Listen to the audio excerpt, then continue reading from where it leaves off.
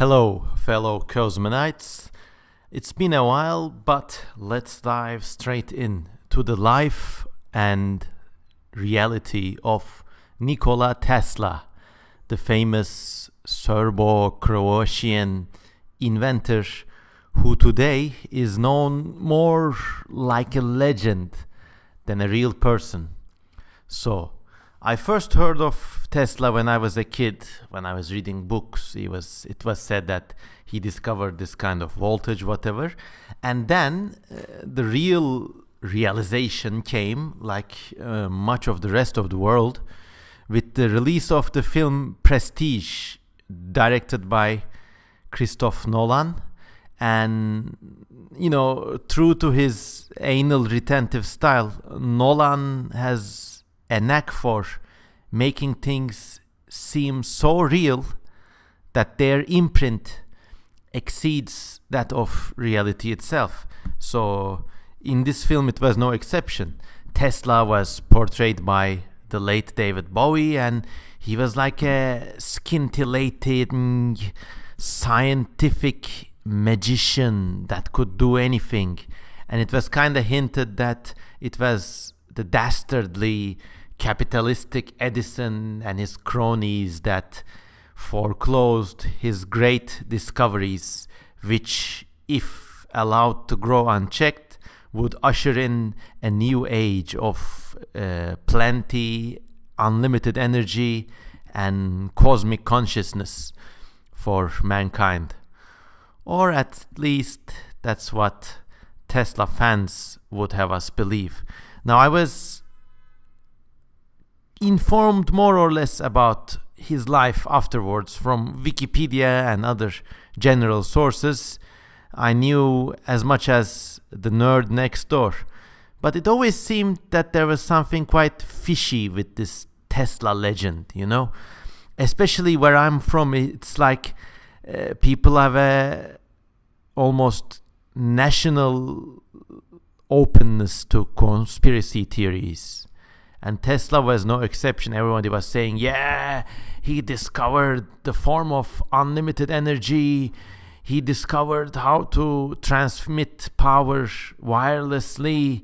And if the bad government and companies hadn't shut him off, we'd be living in a different age. He could build flying cars. He built an anti-gravity device. He talked to aliens. He discovered immortality. Everything under the moon is ascribed to Tesla. And if it only hadn't been for those evil capitalists, we would be already living in the year 3000, something like that. And it wasn't just the regular, weed smoking conspiracy enthusiast type that was saying it. It was like people whom you could otherwise reliably call smart and knowledgeable are sprouting these theories in certain parts of the world. Tesla has a big following. His cult legend has an even bigger following. So I wanted to know the basics, the real facts behind this legend, and I bought and read this really nice biography, Tesla, Man Out of Time, by Margaret Cheney. So this book is basically more about Tesla's human life and personalities rather than the science and techniques behind his inventions, but still it really gives a comprehensive first introduction into this great and mysterious person's life. Let's go quickly with a summary of several snapshots. Tesla was born in what is now Serbia, but also a part of Hungary. And he was mostly an autodidact. That is to say, he was self-educated, although he did go to university to study electrics, physics, and science generally. But he really seemed to have a personal genius even before his life in the United States began. I mean, some of the interesting anecdotes from this book are how he would put a metal stick on the ground and sleep by it. So if someone was approaching while he was out camping or tending a flock of sheep or something, if someone was approaching, he could hear the footsteps through this metal rod implanted into the earth. And later on, this gave him ideas about the transmission of power through the earth itself. So he had that kind of mentality, really keen, observant, inventive, and basically a creative loner. And with memories like these, we get to his arrival at the United States. He seems to be something of a dandy. He likes expensive clothes and always has to be immaculate and dines at the best hotels and likes to act as if money is no object. And for at least a good half of his life, he actually lives this way. So all is good. An interesting detail I learned from this book was how he seemed to have nearly no girlfriends. That's very interesting. There was a millionaire lady, Margaret Johnson, if I don't remember wrongly. Let's look it up. Yeah, there was, sorry, not Margaret, Katherine Johnson. There was a millionaire couple that befriended him, and the wife of this couple, Katherine, was awestruck by Tesla, and she kept writing him letter after letter. Why won't you come tonight? We have a banquet for you, and I missed you. I have secrets to confide in you. I still wear that jewel you gave me, something like that, all the while being married. And in those days, people sent themselves, at least rich people, sent each other messages by personal couriers. You know, that's how you get the expression, I sent for you, but they couldn't find you. When you send for someone, it's actually a young boy desperately running in the streets, looking out for the person you sent for to deliver the message. So Tesla and Katherine sent for each other a lot of times, but they only met in the company of Johnson's husband. I mean, he was their family friend. So there seems to be this kind of unrealized fatal attraction between him and Katherine in that respect. And I mean, it's just a typical dynamic of the semi-autistic, semi-sadistic, super concentrated guy who's always busy, and he's just dragging her heart through the mud, and she's desperate. She wants to see him. She's dying to see him. She's keeping this memory alive, but they meet maybe once every 5 years and always in the company of other people. So she goes really crazy.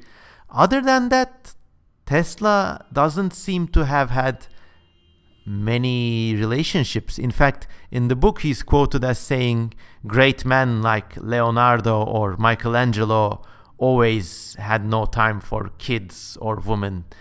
He is always dedicated to his work, which is never ending and always growing.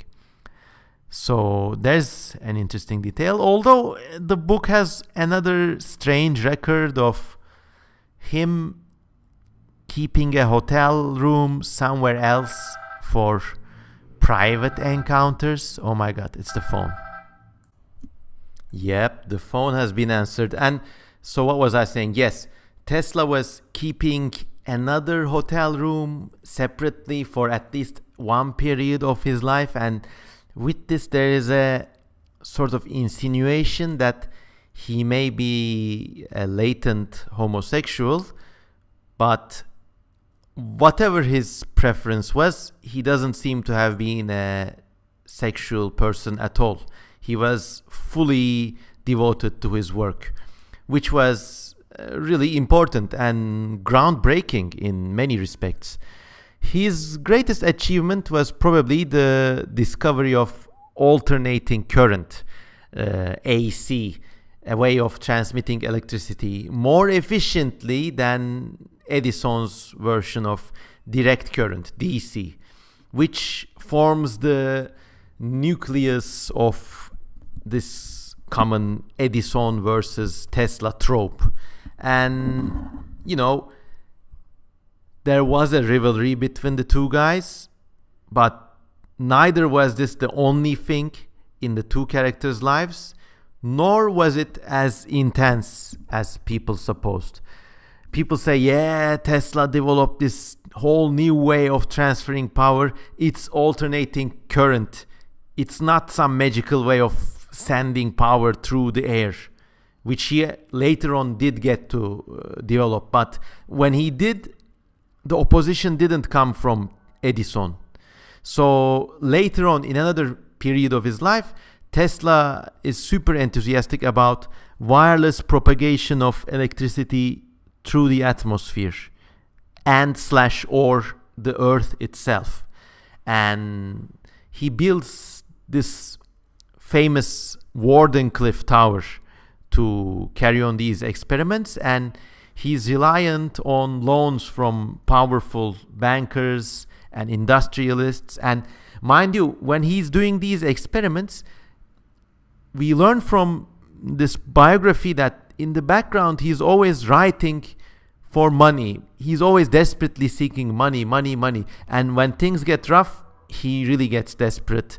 But he has a kind of writing in which he tries to camouflage his desperation. He's like, you wouldn't want to miss out on the new discovery that will change the world for the century to come, or something. So he's almost teasing these investors.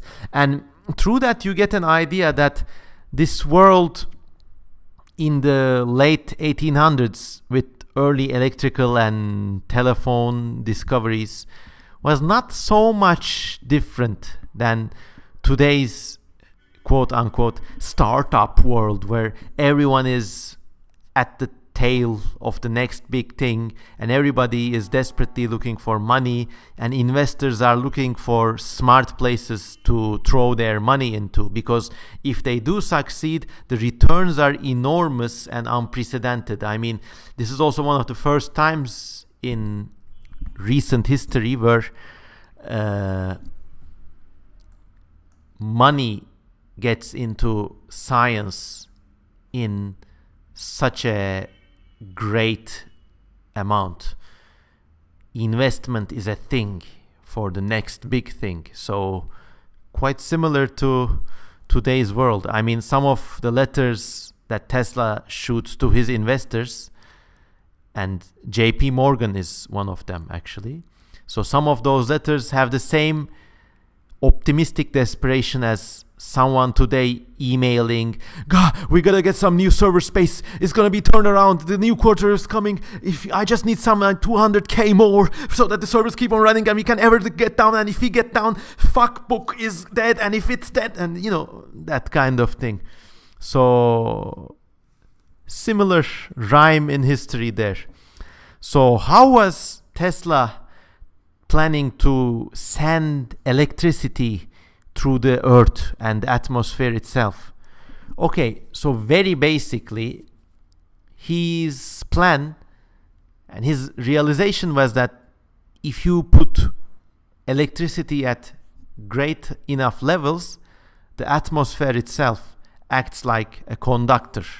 The whole mantle of air around the planet becomes like a cable in a way.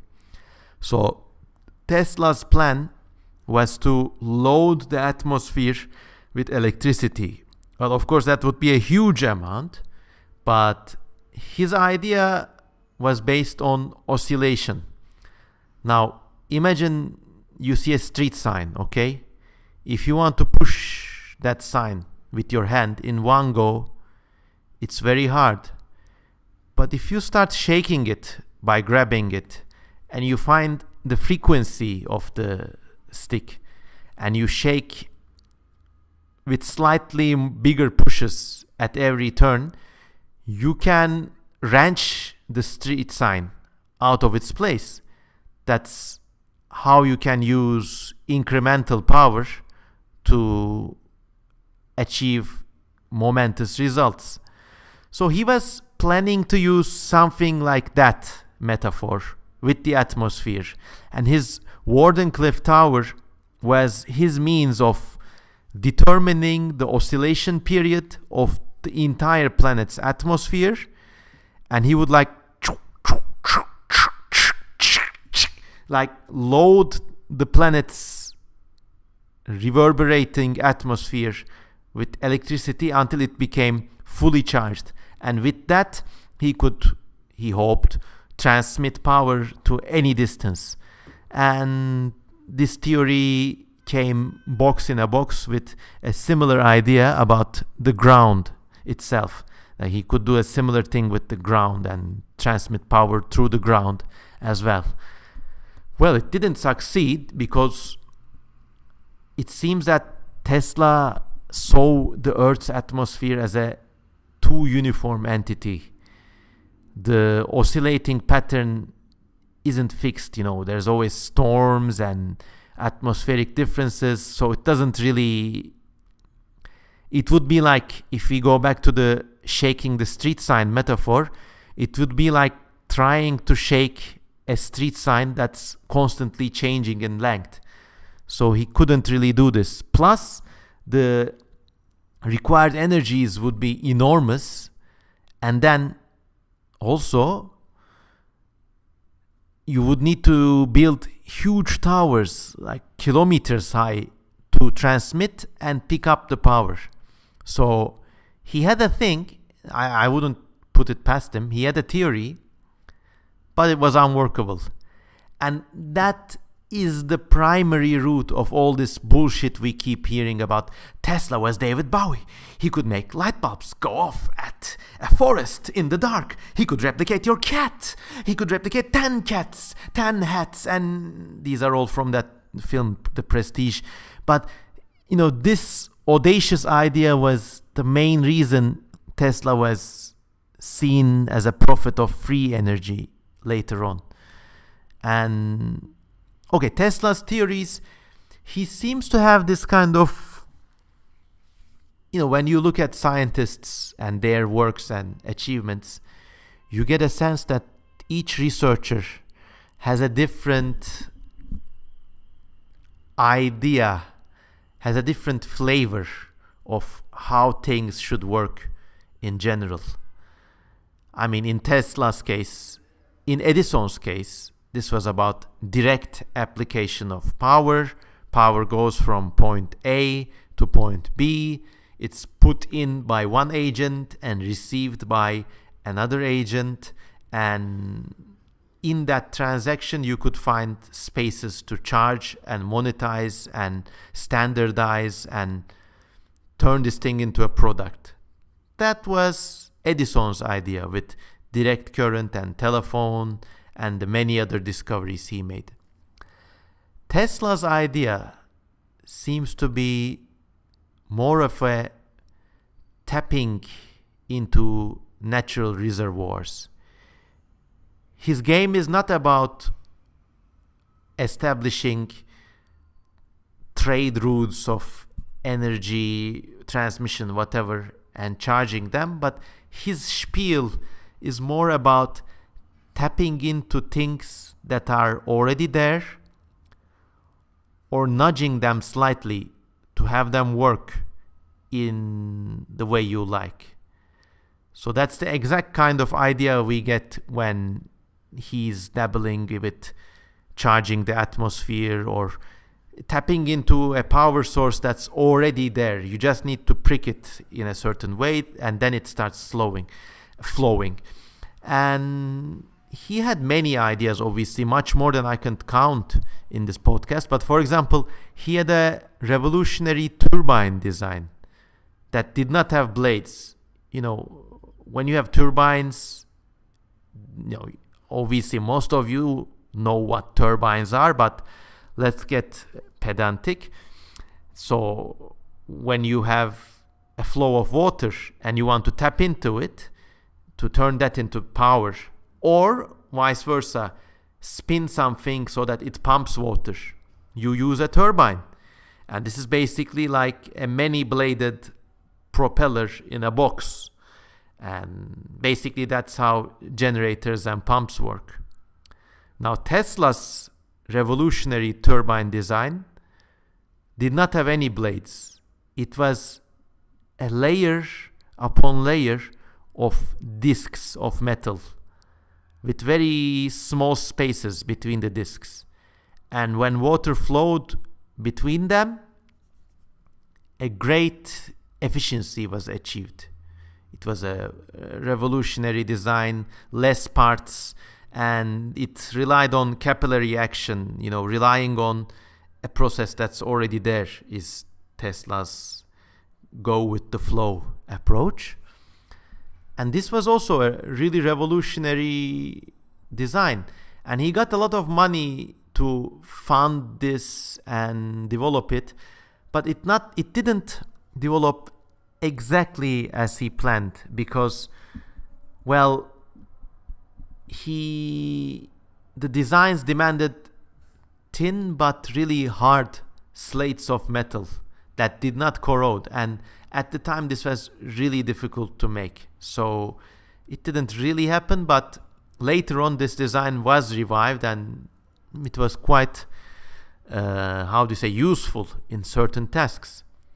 So that was another of Tesla's inventions. But most of his money, except from the great bundle he made from alternating current, came from small things. Like he patented a new kind of locomotive headlight, a different kind of brake, small things like that.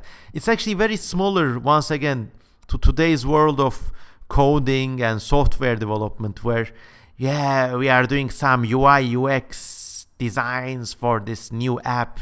I mean, he built parts of things, and he was really good at doing that too.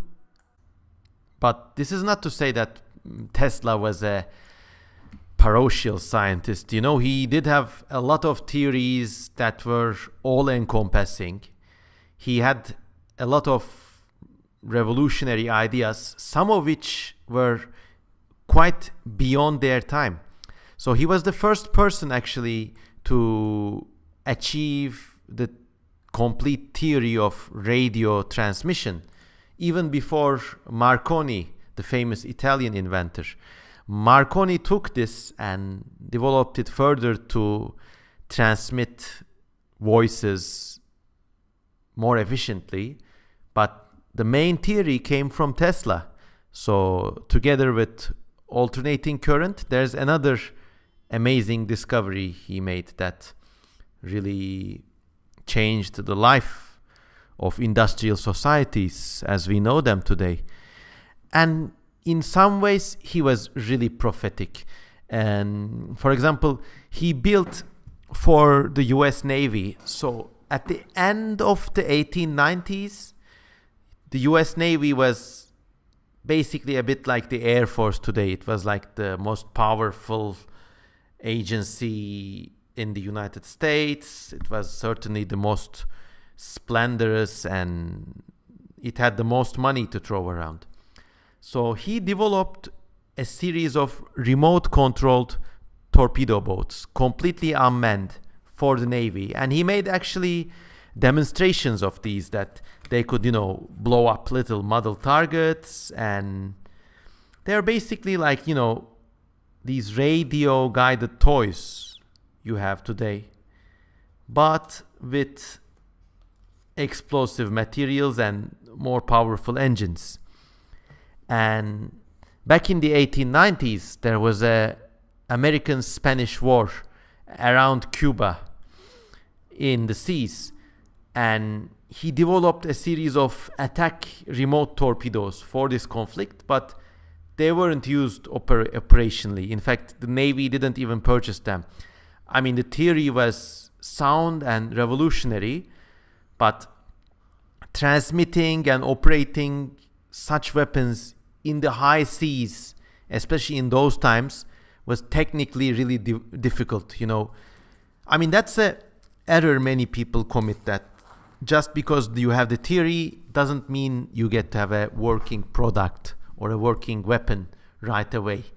I mean, Tesla's boats perform admirably in the pond in Central Park, but in the choppy seas and salt water, corrosive stuff, winds, huge waves, it's not that easy.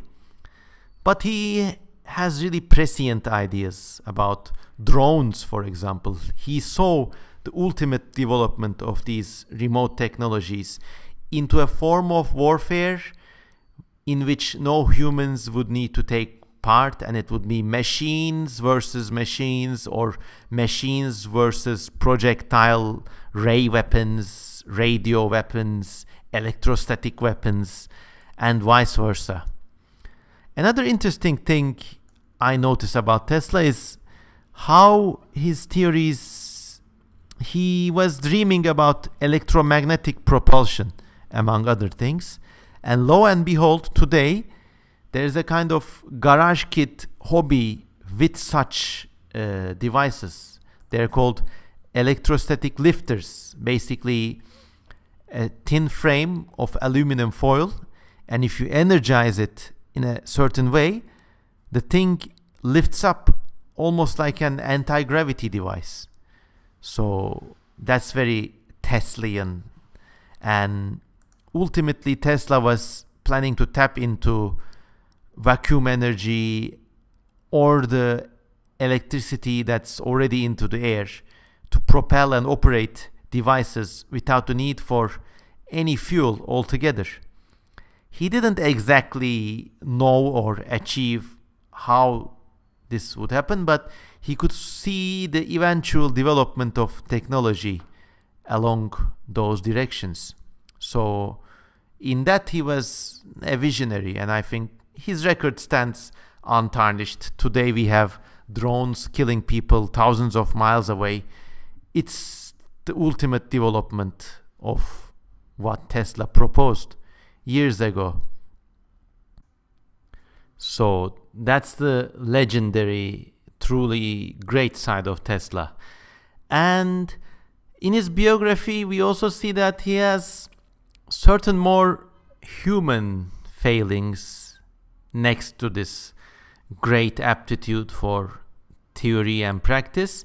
For example, the famous photograph of Tesla sitting in a chair while these lightning bolts scour the air all around him.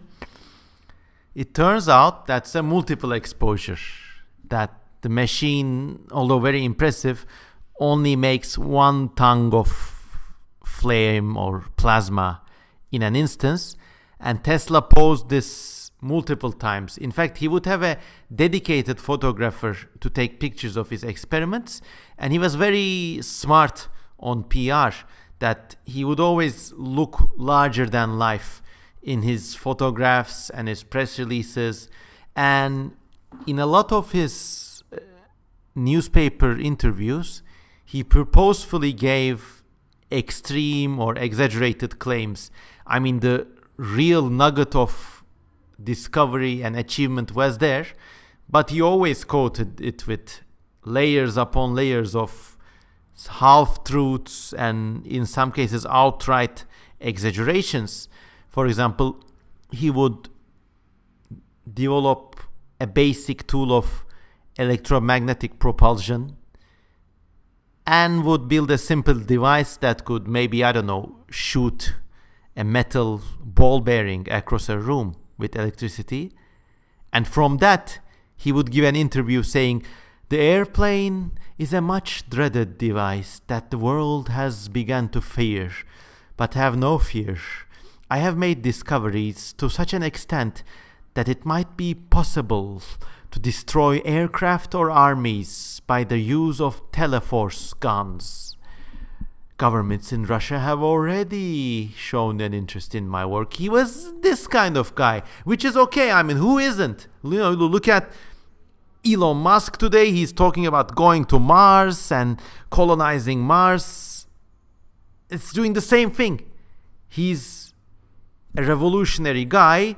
He's got enormous advances in battery manufacture, but it's a different story from that to building hyperloops and colonizing Mars. Everybody does that. I think it's a true mark of genius that real geniuses have this kind of thing, that they mix 3 spoonfuls of achievement with 1 teaspoonful of spice, let's say. And they really know how to play the media, they know how to play the people, and they like making claims that are beyond them. Because ultimately that's what the press publishes, and that's what the man on the street remembers. And I think this is responsible for a lot of legends that Tesla has gained around himself recently. I mean, these naive people look back at these old vintage newspaper clippings and read all these grandiose claims, and there's a guy 100 years ago talking about anti-gravity spaceships or life on other planets. That's another thing about Tesla. He was an ardent believer in extraterrestrial life. He would believe that we would soon contact Mars and meet the Martians there, and perhaps even trade technology with radio. And 100 years ago, they read his claims with this level of richness, and they look at the present day where nothing of such is visible, and they think, has someone censored him? That's how the conspiracy mindset operates.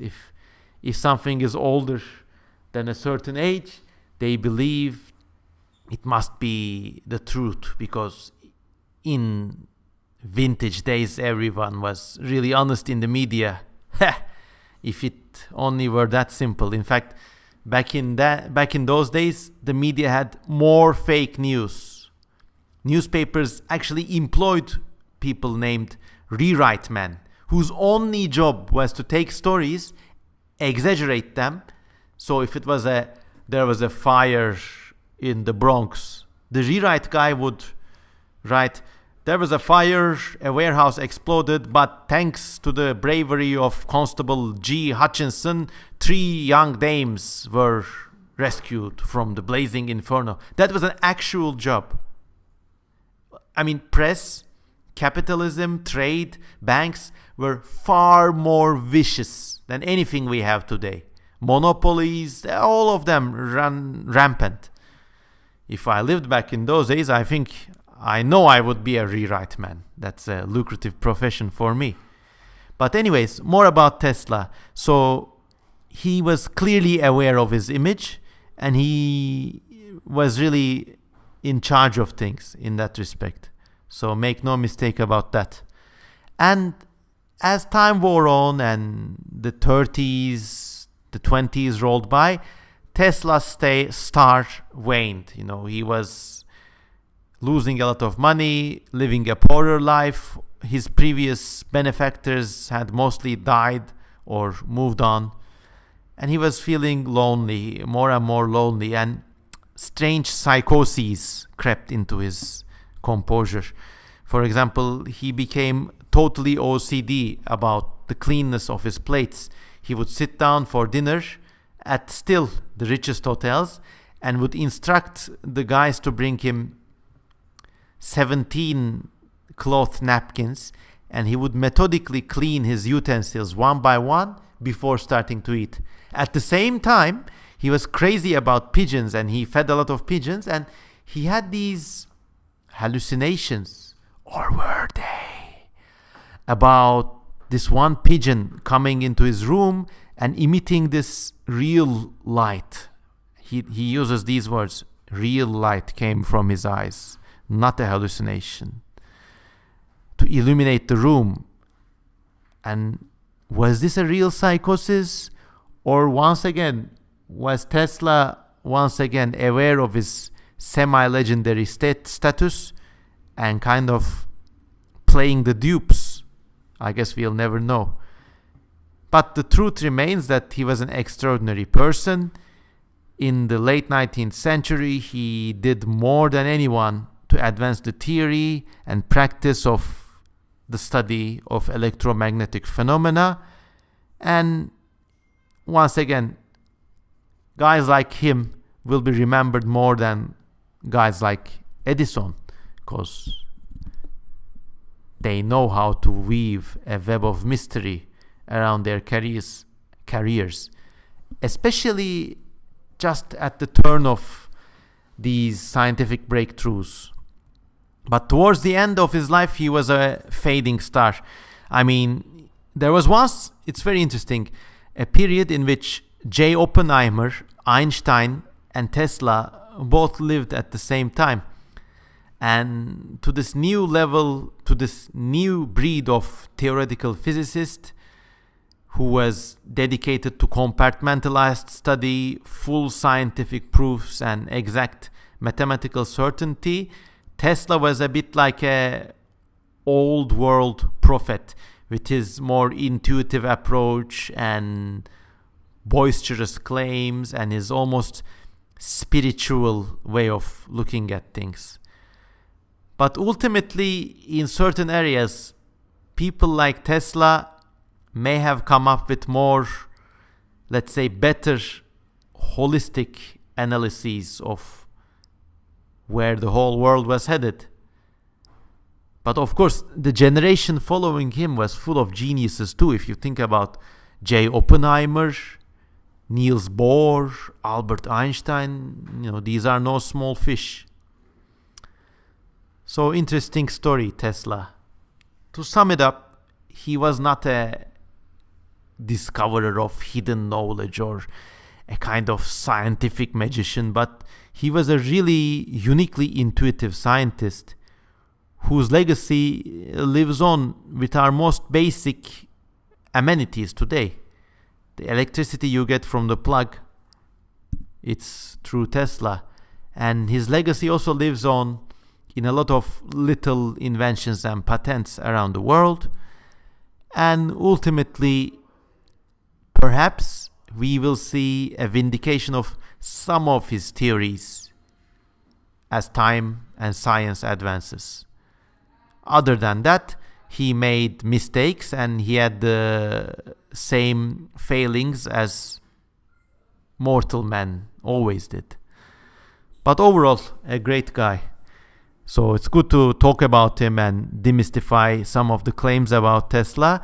And if you're curious about him and if you want a armchair introduction into Tesla's life, I really recommend this book, Tesla, Man Out of Time by Margaret Cheney. So that's that, guys. What do you think about Tesla? Does it really work when I ask you directly? Does it really prompt you to write comments? Well, if it does, please comment about this and let's talk about Tesla in the comments section. Peace out. This was CM Kosemen.